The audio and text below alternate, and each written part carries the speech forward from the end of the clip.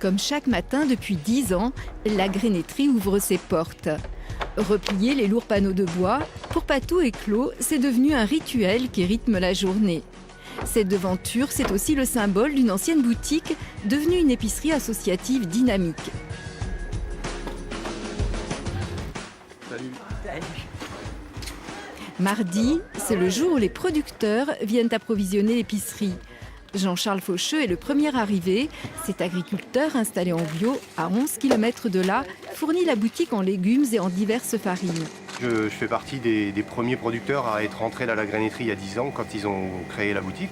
Le fait d'avoir une boutique, c'est aussi un contact direct avec les clients qui nous permet de nous adapter, d'adapter nos productions à la demande des boutiques. Jean-Charles, tu me ramènes des pommes de terre ou Céline? Oui, oui. Tu m'en ramènes 40, 40-50 kilos. 40-50 kilos. Ça marche. Ok. On les ramène ce soir. Ok. Pas de D'accord. soucis. Bonne journée. Merci. Ouais. Dans le même immeuble, au premier étage, se trouvent les locaux de la Maison citoyenne. Tout part de cette association. Un petit groupe de consommateurs avertis, des copains désireux de soutenir l'agriculture biologique locale, se sont lancés dans l'aventure en ouvrant la grénétrie. C'était en septembre 2004. On a pris le risque de se lancer sans savoir où on allait. Vous savez, ça n'a pas été facile de créer une grénétrie. On n'était pas comptable. Il y avait, à part Patricia qui travaillait un petit peu dans le commerce, moi j'étais éducateur, il y avait une autre personne qui était éducateur, quelqu'un qui avait travaillé dans le cinéma et qui livrait des comptes à la fin de l'année, payait les salaires, payait la TVA, tout ça. Les premières années, ça a été compliqué. Bon, maintenant, ça va mieux, quoi. 10 ans après sa création, la grénétrie a réussi à fédérer une vingtaine de producteurs locaux installés en bio dans un rayon de 20 à 30 km.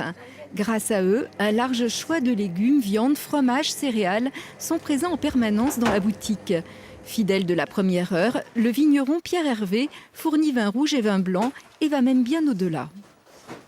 Je m'occupe un petit peu de faire un apport de vin par rapport à des vins qui viennent d'un peu plus loin. Donc ici, par exemple, les vins de Beaune, là, c'est un copain à moi. Donc je vais de temps en temps dans ce coin-là. Et puis je ramène du vin pour le magasin. Quand je rencontre des collègues sur certains salons aussi, on fait un petit coup de commerce en prenant 24-36 bouteilles qui sont vendues comme le vin de la semaine.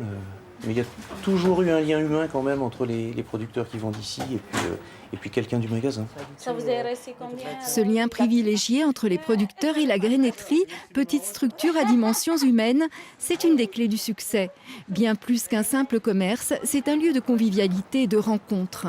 Les projets naissent parfois autour d'un café, blague ou idée pour vendre des poulets. Donc tu fais tes rôtis du poulet et puis si le vin, c'est plus facile qu'il achète. Non, là, ça serait bien, prochain investissement, voilà une rôtisserie. Voilà. La grande réussite de la grénétrie, c'est aussi d'avoir permis de créer et pérenniser 3 emplois salariés avec un mode de gestion créatif qui reflète bien la philosophie du projet. On fait tout, c'est-à-dire les commandes, la gestion, le rapport avec les producteurs, le rapport à clientèle. On a toutes le même taux horaire et on a toutes les mêmes horaires. C'est-à-dire on est à 30 heures pour 1 300 € net par mois. Boulot intéressant, plus que rémunérateur certes, mais je crois que le jeu en vaut vraiment la chandelle, quoi, parce que pour nous c'est vraiment une belle réussite. Le chiffre d'affaires en témoigne, en constante augmentation, il atteint cette année 360 000 €. Alors,